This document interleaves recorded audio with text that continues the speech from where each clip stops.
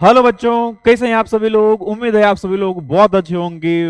Welcome to physics वाला। आज हम लोग बेसिकली एक डेमो लेक्चर रिकॉर्ड कर रहे हैं, जिस लेक्चर के अंदर बेसिकली हम लोग पढ़ने वाले हैं मोशन के बारे में। किसके बारे में पढ़ेंगे बाबू? मोशन के बारे में। ठीक ठीक है, चलिए स्टार्ट करते हैं लेक्चर हमारा। तो आज के लेक्चर में, आज के डेमो लेक्चर में हम लोग जानेंगे रेस्ट क्या होता है, मोशन क्या होता है। ठीक है, रेस्ट क्या होता है, मोशन क्या होता है, मोशन कितने टाइप्स का होता है, एंड हम लोग देखेंगे स्केलर क्वांटिटी क्या होता है एंड वेक्टर क्वांटिटी क्या होता है। ठीक है, तो बेसिकली यही तीन टॉपिक के बारे में हम लोग आज के लेक्चर में पढ़ने वाले हैं। तो फर्स्ट टॉपिक जो है सर हमारा, वो है रेस्ट एंड मोशन। जैसा कि हमारा चैप्टर का नाम ही है मोशन, तो हम लोग पढ़ने वाले हैं मोशन क्या होता है एंड रेस्ट क्या होता है। समझिए यहां पे, व्हाट इज मोशन, किसको बोलते हैं motion, and what is rest, किसको बोलते हैं रेस्ट। बेसिकली इसको आप कुछ इस तरीके से समझ सकते हैं, अगर किसी ऑब्जेक्ट का पोजीशन टाइम के रेस्पेक्ट में चेंज नहीं हो रहा है, अगर किसी ऑब्जेक्ट का पोजीशन टाइम के रेस्पेक्ट में चेंज नहीं हो रहा है, तो उस केस में आप कह सकते हैं कि जो ऑब्जेक्ट है, वो जो बॉडी है, वो रेस्ट में है।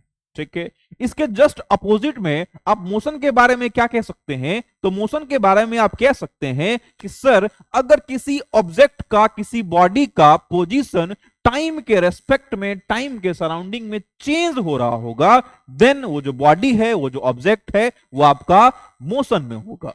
ठीक है, देन आपसे पूछे कोई व्हाट इज रेस्ट, तो आप कह सकते हैं if the position of body is not changes with time, अगर किसी ऑब्जेक्ट का पोजीशन, किसी बॉडी का पोजीशन टाइम के रेस्पेक्ट में चेंज नहीं हो रहा है, देन वो आप रेस्ट, बॉडी रेस्ट में है। और किसी ऑब्जेक्ट का पोजीशन टाइम के रेस्पेक्ट में चेंज हो रहा है, तो वो आपका मोशन में है। ठीक है, जैसे आप यहां पर देखिए, एक बच्ची है, ठीक है, दिख रहा होगा, एक बच्ची है जो फुटबॉल खेल रही है। ठीक है सर, फुटबॉल खेल रही है तो दौड़ रही होगी, क्या कर रही होगी? दौड़ रही होगी। तो क्या उस बच्ची का पोजीशन टाइम के रेस्पेक्ट में चेंज कर रहा है? तो हाँ सर, चेंज कर रहा है, मतलब बच्ची मोशन में है। दूसरा एग्जांपल आप ऐसे समझिए, मैं एकदम यहां पे एकदम स्टैंड स्टिल कंडीशन में खड़ा हूं, किसी तरीके से हिल डुल नहीं रहा हूं। इट मींस मेरा जो बॉडी है, वो टाइम के रेस्पेक्ट में चेंज नहीं हो रहा है, मेरे बॉडी का जो पोजीशन है, वो टाइम के रेस्पेक्ट में चेंज नहीं हो रहा है। इट मींस बॉडी मेरा रेस्ट में है। ठीक है,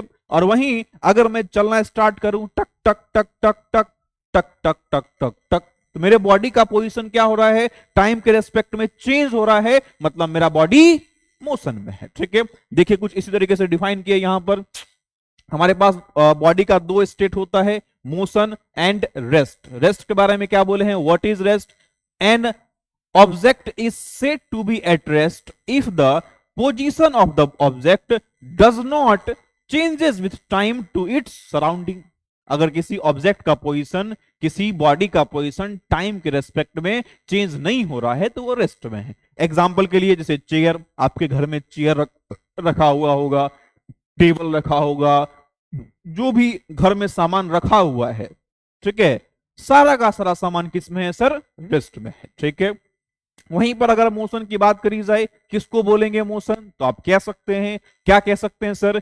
the changes of position of an object with respect to time, अगर किसी ऑब्जेक्ट का पोजीशन टाइम के रेस्पेक्ट में चेंज हो रहा हो, देन उस ऑब्जेक्ट, वो जो ऑब्जेक्ट है, वो मोशन में है। ठीक है, फॉर एग्जाम्पल, ए बॉडी, दूसरे तरीके से भी डिफाइन कर सकते हैं, a body set to be in motion if its position changes continuously with respect to its surroundings. Time को ही बेसिकली कभी कभी सराउंडिंग लिख दिया जाता है। ठीक है, for example, a book falling of A table, कोई बुक है जो टेबल से नीचे गिरा, तो बुक क्या हो गया? उसका बुक का पोजीशन क्या हुआ? टाइम के रेस्पेक्ट में चेंज हो गया, मतलब बुक आपका मोशन में आ गया। दूसरा example, water flowing from tap, जो वाटर है जो नल से नीचे गिर रहा है, वो मोशन में है। कार चल रही है रोड पे, मोशन पे है, मोशन में है। ट्रेन चल रही है ट्रैक पे, मोशन में है। हवाई जहाज चल रही है, मोशन में है। मैं यहाँ पे अभी चल रहा हूं टक टक करके, तो मैं मोशन में हूं। मतलब किसी भी बॉडी का पोजिशन टाइम के रेस्पेक्ट में चेंज हो जाए तो मोशन में होगा। क्लियर? तो ये था हमारा रेस्ट एंड मोशन। ठीक है, चलिए इस पे आपको एक क्वेश्चन भी यहां पर आपको दे रहे हैं। क्या क्वेश्चन है? क्वेश्चन को समझिए।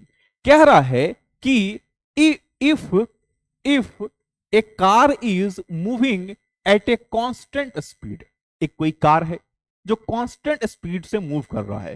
कांस्टेंट स्पीड कहने का मतलब है कि मान लेते हैं कि अगर वो 2 मीटर पर सेकंड से मूव कर रहा होगा तो हमेशा 2 मीटर पर सेकंड से ही मूव करेगा। ठीक है, तो अगर कोई कार सेम स्पीड से यूनिफॉर्म स्पीड से मूव करे तो हम लोग ये कह सकते हैं कि कांस्टेंट स्पीड से मूव कर रहा है, सेम स्पीड से मूव कर रहा है। अलोंग ए स्ट्रेट रोड, कहां पर, तो एक सीधे रोड पर एक कोई कार है जो कांस्टेंट स्पीड से सीधे रोड पर मूव कर रहा है। ठीक है सर, आगे आइए। What can be inferred about the force acting on it, तो इसमें से कौन सा ऐसा ऑप्शन है जो उसके ऊपर लगेगा, या फोर्स के बारे में आप क्या कह सकते हैं, ये भी कह सकते हैं आप। ऑप्शन पढ़िए, सवाल समझ गए। कोई कार है स्ट्रेट रोड पर कांस्टेंट स्पीड से चल रही है। ठीक है, क्या सही है? There is no force acting on the car, there is no force acting on the car. दूसरा ऑप्शन है the net force on the car is zero, दूसरा ऑप्शन। तीसरा, the forces acting on the car are unbalanced, car जो है जो road पे चल रही है उसके ऊपर जो फोर्स लग रहा है वो अनबैलेंस है। और दूसरा, the car is in state of rest. चार ऑप्शन पढ़ लिए सर, कौन सा सही होगा? तो कार कांस्टेंट स्पीड से चल रही है तो रेस्ट में नहीं है। कार जब कांस्टेंट स्पीड से चल रही है तो उस पर फोर्स अनबैलेंस भी नहीं लग रहा है। अनबैलेंस होता तो कांस्टेंट स्पीड से चलती ही नहीं, तो अनबैलेंस भी नहीं लग रहा है। The net force on the car is zero और there is no force acting on the car, दो ऑप्शन है। तो समझिए यहां पर कार में अगर कोई फोर्स ही नहीं लगाया जाए तो कार हमारा चलेगी कैसे? कार में अगर कोई फोर्स ही नहीं लगाया जाए तो कार हमारा चलेगी नहीं। ठीक है, इट मींस ये जो फर्स्ट ऑप्शन में कह रहा है कि there is no force acting on the car, ये भी क्या है सर? गलत है। ऑप्शन क्या सही है कि the net force on the car is zero, car के ऊपर जो नेट फोर्स लग रहा है वो जीरो है।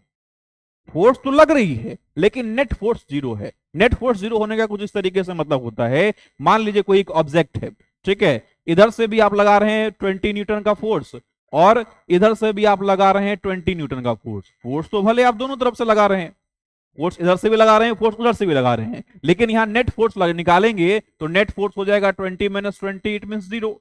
फोर्स लग रहा था सर, फोर्स लेफ्ट से भी लग रहा है, फोर्स राइट से भी लग रहा है, लेकिन नेट फोर्स क्या है? जीरो है। ठीक है, बस यहां पर वही कंडीशन है, कार चल रही है, फोर्स लग रहा है, लेकिन कार के ऊपर नेट फोर्स क्या है? जीरो। ठीक है, तो यहां पर ऑप्शन बी क्या हो जाएगा आपका करेक्ट आंसर। क्लियर? चलिए आगे बढ़ते हैं। नेक्स्ट टॉपिक जो हमारा है वो है टाइप्स ऑफ मोशन। मोशन कितने टाइप का होता है? तो जैसा कि आपको अपने स्क्रीन के ऊपर दिख रहा होगा, मोशन 4 टाइप का होता है। ऐसे मोशन और भी डिफरेंट डिफरेंट टाइप का होता है, बट अभी हम लोग 4 टाइप के मोशन के बारे में पढ़ेंगे। पहला मोशन है हमारा रेक्टिलिनियर मोशन। कौन सा मोशन है सर? रेक्टिलिनियर मोशन है। First motion is rectilinear motion, first motion is rectilinear motion, second motion is circular motion, third motion is periodic motion and fourth motion is oscillatory motion. कौन कौन सा motion देखे? Rectilinear, circular, periodic and oscillatory. क्या होता है sir ये चारों motion? एक एक करके हम लोग चारों मोशन के बारे में पढ़ते हैं। तो पहला मोशन कौन सा है सर? रेक्टिलिनियर। पहला मोशन कौन सा है? रेक्टिलिनियर। नाम में ही लिखा हुआ है लीनियर, नाम में ही क्या लिखा हुआ है सर? लीनियर। देखिए नाम में यहां पे देखिए लीनियर, यहां से उठाइए, नाम में क्या लिखा हुआ है सर? लीनियर लिखा हुआ है। और लीनियर का मतलब होता है स्ट्रेट लाइन। लीनियर का मतलब क्या होता है? स्ट्रेट लाइन, सीधा रास्ता, स्ट्रेट लाइन, सीधा रास्ता, स्ट्रेट पाथ। मतलब रेक्टिलिनियर मोशन कैसे मोशन को बोलेंगे सर? ऐसा मोशन जिसमें कोई पार्टिकल, कोई ऑब्जेक्ट स्ट्रेट लाइन पर चले, स्ट्रेट रोड के ऊपर चले, देन उस केस में आप कह सकते हैं कि उस ऑब्जेक्ट का जो मोशन है वो रेक्टिलिनियर मोशन है। ठीक है, क्या बोले? ऐसा मोशन जिसमें कोई ऑब्जेक्ट स्ट्रेट लाइन में चल रहा है। कहां चल रहा है? Straight line. जैसे मान लीजिए कोई कार है और कार जो चल रही है तो कहीं भी नहीं मुड़ी, जो सीधा चल रही थी वो सीधा चलती जा रही है, जो सीधा चल रही थी वो सीधा चलती जा रही है। ठीक है, इट मींस कार का जो मोशन है वो रेक्टिलिनियर मोशन है। देखिए डेफिनेशन में कह रहा है, क्या कह रहा है सर डेफिनेशन में? तो डेफिनेशन में कह रहा है आपका, कह रहा है सर कि when a particle is moving along a straight line, then its motion is known as rectilinear motion. Car अगर किसी स्ट्रेट लाइन में चल रहा है, जैसे यहां पर देखिए कार एकदम स्ट्रेट लाइन में चल रहा है, सीधा जा रहा है, ठीक है, देन उस केस में कार का मोशन कौन सा मोशन होगा? Rectilinear motion. ठीक है, इस रेक्टिलिनियर मोशन को किसी किसी बुक में लीनियर मोशन भी लिखा जाता है। ठीक है, इसलिए सेकंड पॉइंट में हम लोग कह रहे हैं कि it is also known as linear motion. कौन सा मोशन सर? Linear motion. तो कोई आपसे पूछे व्हाट इज रेक्टिलिनियर मोशन, तब भी सेम बताना है। कोई आपसे पूछे व्हाट इज रेक्टिलिनियर मोशन, या तो भी आपको सेम बताना है। ठीक है, for example motion of A car on a straight road, कोई कार स्ट्रेट रोड में चल रही है। Motion of the train etc, ठीक है, अगर कोई ट्रेन सीधी चल रही है तो वो भी कौन सा मोशन हो जाएगा? रेक्टिलिनियर मोशन हो जाएगा। क्लियर है? चलते हैं हम लोग दूसरे मोशन पे। दूसरा जो मोशन है हमारा वो है सर्कुलर मोशन। कौन सा मोशन है सर? Circular motion. क्या होता है सर्कुलर मोशन? देखिए नाम में लिखा है सर्कुलर, नाम में क्या लिखा है sir? Circular. Circle, circle word से सर्कुलर आया है, और सर्कुलर का मतलब होता है कर्व पाथ। कौन सा पाथ? Curve path. मतलब ऐसा मोशन जिसमें कोई ऑब्जेक्ट एक कर्व पाथ पर चल रही है। ऐसा मोशन जिसमें कोई ऑब्जेक्ट एक कर्व पाथ पे चल रही है, देन उस मोशन को हम लोग क्या बोल देंगे? Basically circular motion. ठीक है, जैसे यहां पर देखिए ये जो हमारा मैरी गो राउंड वाला झूला है, आप झूले भी होंगे बचपन में, या अभी भी आप झूलते होंगे, अभी तो आप बच्चे ही है ना, है कि नहीं? ठीक है, तो ये जो मैरी गो राउंड वाला झूला है, ठीक है, इसमें आप देख रहे होंगे कि घोड़ा है और घोड़े पे बच्चा बैठा हुआ है, घोड़ा है, घोड़े बच्चा बैठा हुआ है। तो यहां पर क्या हो रहा है? तो सारे घोड़े पर बच्चा बैठ जाता है तो कुछ इस तरीके से घुमाया जाता है उसको। ठीक है, तो यहां पर जो मैरी गो राउंड में घूमती है वो तो किस मोशन में घूमती है? सर्कुलर मोशन में घूमती है। ठीक है, तो याद रखिएगा ऐसा मोशन जिसमें ऑब्जेक्ट सर्कुलर पाथ पर घूमता है, सर्कुलर पाथ में मोशन करती है, उस मोशन को सर्कुलर मोशन कहा जाता है। ठीक है, देखिए यहां पे क्या भी रहा है कि when a particle is moving on a circular circle around a fixed point the motion is known as circular motion. अगर कोई पार्टिकल सर्कुलर पाथ पर ट्रेवल करेगी, सर्कुलर पाथ पर मूव करेगी, देन उस मोशन को क्या बोल देंगे? Circular motion. अब यहां पर जो सर्कुलर पाथ है कुछ आपका इस तरीके से भी हो सकता है, कुछ आपका इस तरीके से भी, ये भी आपका सर्कुलर पाथ है, तो यहां पे भी ये भी मोशन कौन सा मोशन हो जाएगा सर? सर्कुलर मोशन हो जाएगा। ठीक है, चलिए अब एग्जांपल में, एक एग्जांपल तो आपको मैरी गो राउंड वाला दिए, एक example a stone tied to a rope and being rotated in circle. क्या बोला सर? कि एक स्टोन लीजिए आप, उस स्टोन को एक रोप लीजिए और एक स्टोन लीजिए, उस रोप में पहले साइड को आप पकड़ लीजिए हाथ में और दूसरे साइड से एक स्टोन बांध दीजिए, और ये जिसको हाथ में पकड़े हुए उसको पकड़ के घुमाइए। तो घुमाने के बाद अब जो स्टोन मूव करेगा किस मोशन में मूव करेगा? तो सर्कुलर मोशन में मूव करेगा। ठीक है, दूसरा example merry go round in A park. Park के अंदर जो मैरी गो राउंड वाला झूला होता है वो भी आपका किसका एग्जांपल है? सर्कुलर मोशन का एग्जांपल है। ठीक है, चलिए क्लियर हो गया आपको। आगे बढ़ते हैं। अगला जो हमारा थर्ड मोशन है वो है सर पीरियोडिक मोशन। कौन सा मोशन है? Periodic motion. क्या होता है सर पीरियोडिक मोशन? किसको बोलते हैं पीरियोडिक मोशन? देखिए यहां पे पीरियोडिक मोशन कहता है सच टाइप ऑफ मोशन, पढ़ लीजिए एक बार इसको, थोड़ा सा कंसेप्चुअल है ये। पीरियोडिक मोशन कहता है such type of motion of an object, such type of motion of an object in which it retraces its path after a regular interval of time is called periodic motion। क्या बोला sir? ऐसा motion जिसमें कोई object एक regular interval of time के बाद अपने path को रिट्रेस करता है, एक रेगुलर इंटरवल ऑफ टाइम के बाद अपने पाथ को क्या करता है? रिट्रेस करता है। तो ऐसे मोशन को क्या बोल देंगे सर? पीरियोडिक मोशन कह देंगे। ठीक है, जैसे आपके घर में फैन होगा तो फैन में आप देखते होंगे कि फैन का ब्लेड एक बार घूमा तो रुकता नहीं है, दूसरी बार भी घूमता है, तीसरी बार भी घूमता है, चौथी बार भी घूमता है, पांचवी बार भी घूमता है। मतलब लगातार वो घूम रहा है और जिस पाथ पर घूम रहा था उसी पाथ पर हमेशा घूम रहा है। मतलब एक बार जो पाथ बनाया दूसरी बार भी वही पाथ बनाया, मतलब ये कह सकते हैं कि हमने पाथ को रिट्रेस किया। तीसरी बार भी वही पाथ बनाया, फिर से अपनी पाथ को रिट्रेस किया। इसका मतलब सर फैन का जो मोशन है वो पीरियोडिक मोशन है।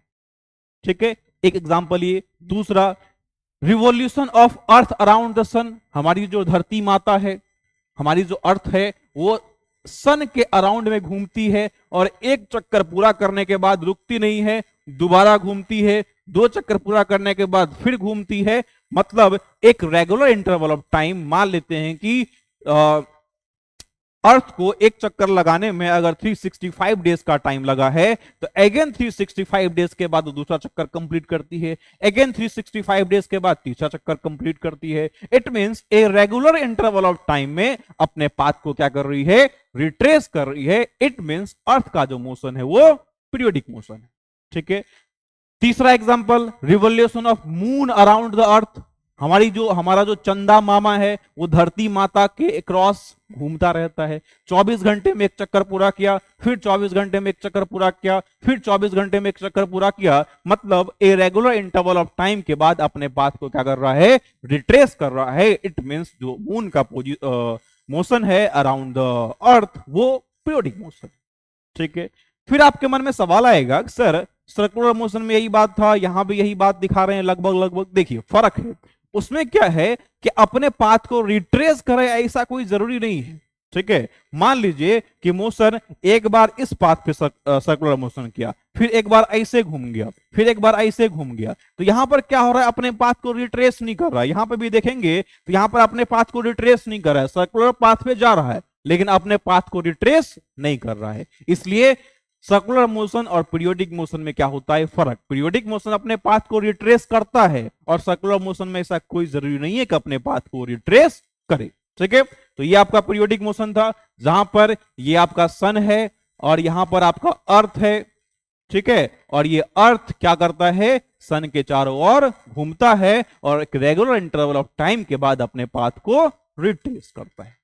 क्लियर? चलिए, फोर्थ टाइप ऑफ मोशन जो है वो फोर्थ टाइप ऑफ मोशन है हमारा ऑक्सिलेटरी मोशन। कौन सा मोशन है सर? Oscillatory motion. क्या होता है ऑक्सिलेटरी मोशन? देखिए, ऑक्सिलेटरी मोशन बेसिकली ऐसा मोशन जिसमें कोई एक ऑब्जेक्ट किसी पॉइंट के थ्रू टू एंड फ्रो करे।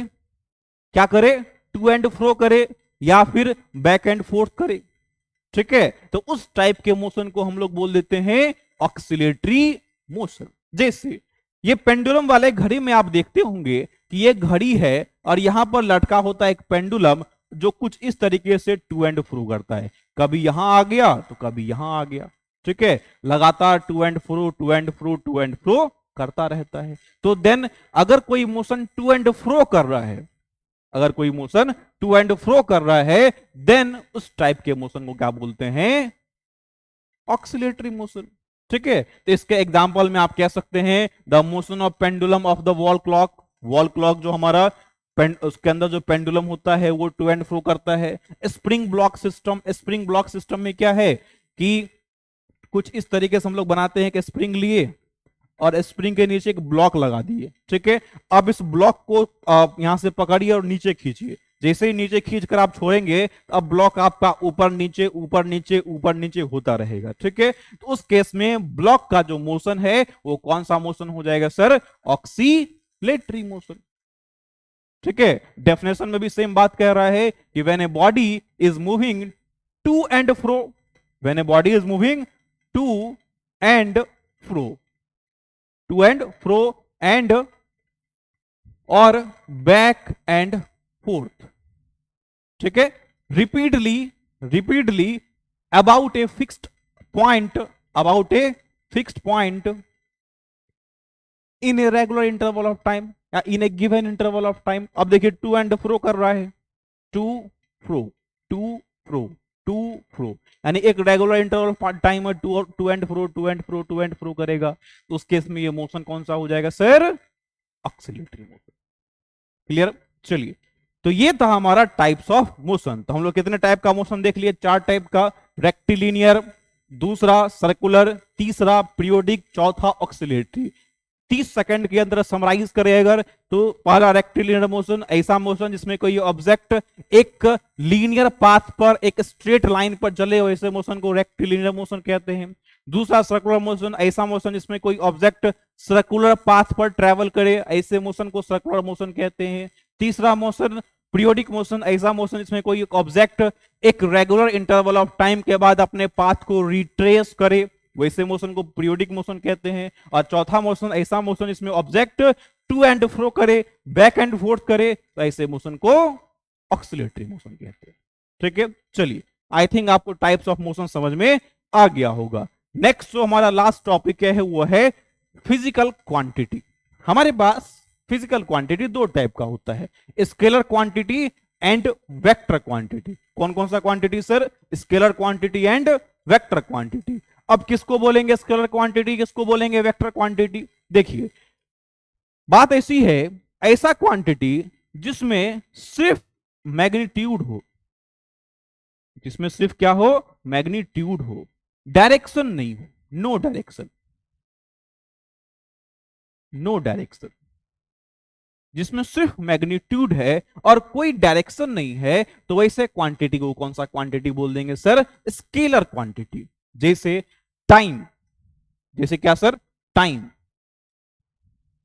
तो अभी जैसे कहा जाए तो टाइम मान लेते हैं कि दिन का 2 बज रहा है, टाइम मान लेते हैं दिन का 2 बज रहा है, ठीक है। तो क्या हम लोग ये कहते हैं कि 2 लेफ्ट साइड में है, या 2 राइट साइड में है, या 2 अप साइड में है, या 2 डाउन साइड में? यानी वहां पर डायरेक्शन दिखाने का कोई भी जरूरत नहीं पड़ता है। इट मीन्स टाइम में ओनली मैग्नीट्यूड होता है, किसी तरह का कोई भी डायरेक्शन नहीं होता है। इट मीन्स टाइम आपका कौन सा क्वांटिटी है सर? स्केलर क्वांटिटी है। दूसरा आप कुछ इस तरीके से भी कह सकते हैं, मास, मास, बॉडी का जो मास है, बॉडी का जो द्रव्यमान है, उसी को मास कहा जाता है, ठीक है। तो मास, आपकी बॉडी का कितना मास है? तो मान लेते हैं बॉडी का मास है 60 केजी, तो बोल दिए सर मेरे बॉडी का मास 60 केजी है। तो 60 केजी ईस्ट में है या वेस्ट में है या नॉर्थ में है या साउथ में है, क्या ये बताने की जरूरत पड़ती है? नहीं सर। इट मीन्स हमारा जो यहां मास है वो कौन सा क्वांटिटी हो जाएगा? स्केलर क्वांटिटी हो जाएगा। क्लियर? चलिए वेक्टर क्वांटिटी क्या होता है सर? तो ऐसा क्वांटिटी जिसमें मैग्नीट्यूड भी है, जिसमें मैग्नीट्यूड भी है एंड डायरेक्शन भी है, जिसमें मैग्नीट्यूड भी है और डायरेक्शन भी है, वैसे क्वांटिटी को कौन सा क्वांटिटी बोलते हैं? वेक्टर। याद रखिएगा, जिस क्वांटिटी में ओनली मैग्नीट्यूड है, डायरेक्शन नहीं है, स्केलर क्वांटिटी होता है। और जिस क्वांटिटी में मैग्नीट्यूड भी है, डायरेक्शन भी है, वैसे क्वांटिटी को वेक्टर क्वांटिटी कहते हैं, ठीक है। जैसे मान लीजिए कि यहां पर लिखे कि एक लड़का है जो 2 किलोमीटर गया ईस्ट की तरफ,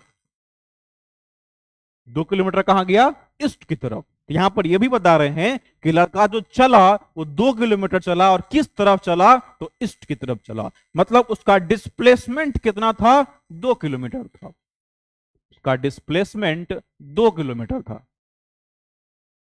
ठीक है। इट मीन्स यहां पर हम लोग ये कह सकते हैं, ये 1 मिनट, डिस्प्लेसमेंट, ठीक है।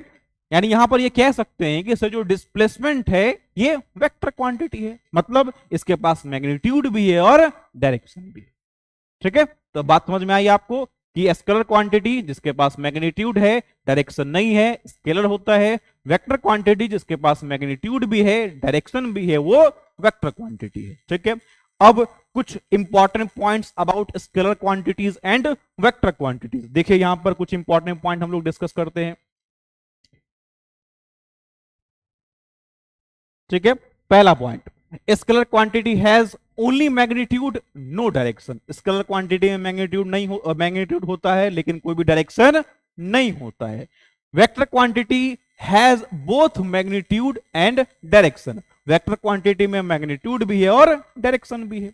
दूसरा point, any changes in scalar quantity is the reflection of change in magnitude. मान लीजिए स्केलर क्वांटिटी में कुछ चेंज हुआ, तो वहां पर आप सिर्फ ये बोलेंगे कि उसके सिर्फ मैग्नीट्यूड में चेंज हुआ, कि सिर्फ और सिर्फ किस में चेंज हुआ? मैग्नीट्यूड में, तो स्केलर क्वांटिटी में चेंज हुआ। लेकिन उसी में अगर any changes in vector quantity can reflect either change in direction और चेंज इन मैग्नीट्यूड और चेंज इन बोथ।